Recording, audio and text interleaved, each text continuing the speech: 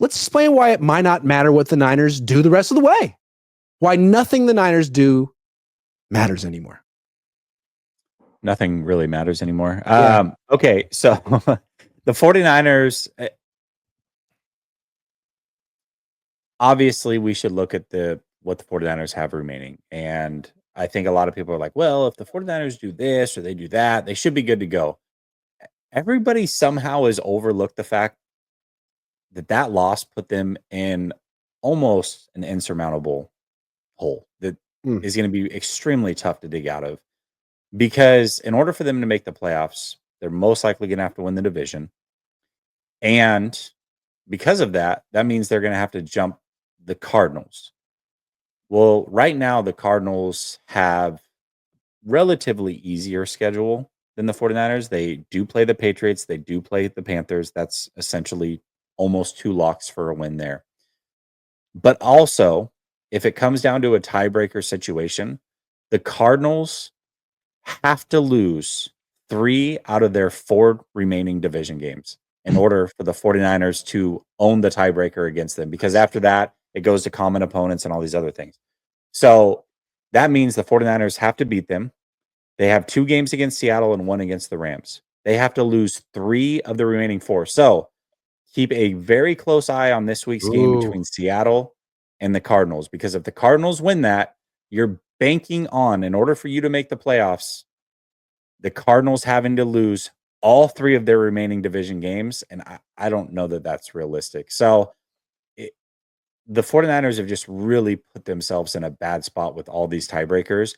And even Green Bay, if they had won last week and beat Green Bay this week, they really could have snuck in as a wild card. And I think leapfrog Green Bay. But because they lost, even if they beat Green Bay this week, they still have to make up 1 full game just to get that tiebreaker. I think the 49ers loss last week was like that was the one that they just couldn't afford to have. That's interesting, right? Like, if you don't know what the tiebreakers are, you're looking at the division, you're like, oh, they're 1 game behind Arizona. They beat Arizona. Boom.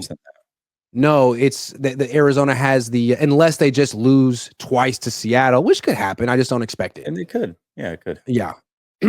Okay.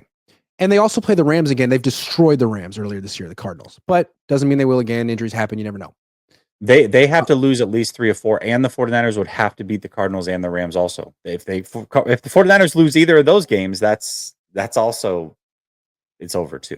So my question is it more realistic, likely that they would sneak in the playoffs as a wild card than a divisional winner? I think the only path is to leapfrog Green Bay, which makes this game very important.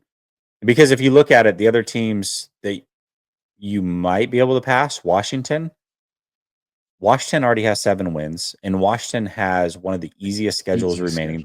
They played Dallas twice, I think the Saints, the Eagles. They also haven't had their bye, and they're getting Marshawn Lattimore added to that roster. So I don't think you're going to pass the Commanders. The only realistic team that they can pass is the Packers. And you're a game behind them, even if you beat them. So you've got to win 1 more game than them the rest of the year with the schedule that you have. I don't know. It's a path, but it's not a likely path. Right. So here's where the Packers stand. They're 7-3. If the Niners win this game, they'd be 7-4. Niners would be 6-5. Game behind. With the head-to-head, right? Like, if they have the same record, the Niners would have the tiebreaker because they beat them head-to-head. Yes. So, okay. After the Niners, the Packers play Miami at home. They'll probably be favored for that. Then they go to Detroit and play. They already lost to Detroit once by 10 at home. That's a potential loss for both the Niners and the Packers. Then they go to Seattle after that and play on the road. Never easy to play in Seattle, but still, it's Geno. No, I'm gonna stop. They should win that game though. Saints at home after that. That's a win. In Minnesota, that's potentially another loss. Could be a loss. And then at home against Chicago to end the season. So let's say the Packers lose to the Niners. They never lose to. They never lose to Chicago. Never. But let's say the Packers lose 3 more games and they lose to the Niners, the Lions, and the Vikings and finish up 11-6. That means the Niners can lose to what? They can lose to Detroit, and that's it. Yeah. That's it. Yeah, you can't lose any other games. You got to beat Buffalo. One of the two. You can't lose to Buffalo and Detroit. Yeah. That's what I'm saying. It's going to be really tough. The Niners can essentially lose one more game, and they have to win this one. Yeah, I don't know if you remember. I think it was 2 weeks ago. We were doing the games that are like most important that are remaining, and I said there are 4 games they cannot lose, and if they lose any of these 4, I believe that they're going to be out. They lost the very first one. It was the Cardinals in this order: the Cardinals, the Rams, the Seahawks, and the Packers, and they lost the Seahawks game. So, and it was for this reason right here. Not good. Fish and Chip says, I feel the calmness within the stream. Well, that's mostly the Jesse effect. Frank Tom Ocean has been a member for 20 months. Thank you, Frank. Thank you, Tom. Thank you, Mr. Ocean. Juan Jimenez says, since you apologized to Kyle, is Tang apology next? No, I don't owe Tang an apology. That's Shady Luke says, the one hope you guys have is Love throws so many picks, but he's a slinger, which is also scary. A lot of times those picks are like 80 yards down the field on 3rd and 10. Yeah. Spider says already looking at one last week, though. Yeah. Spider says already looking at draft prospects. Cool. Lauren says, as a season ticket holding diehard Birds fan, I feel y'all's pain. But going through the pregame stats like this is next level masochism. In my experience, if they sound like a losing team, they're probably a losing team. Lauren Crampsey.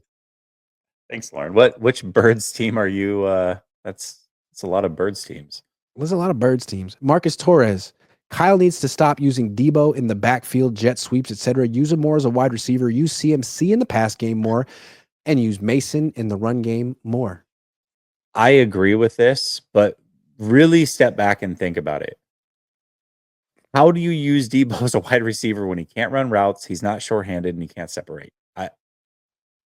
I think his best position right now would be left bench or right bench. Screen game. That's wide bench. Wide bench. Yes, screen game.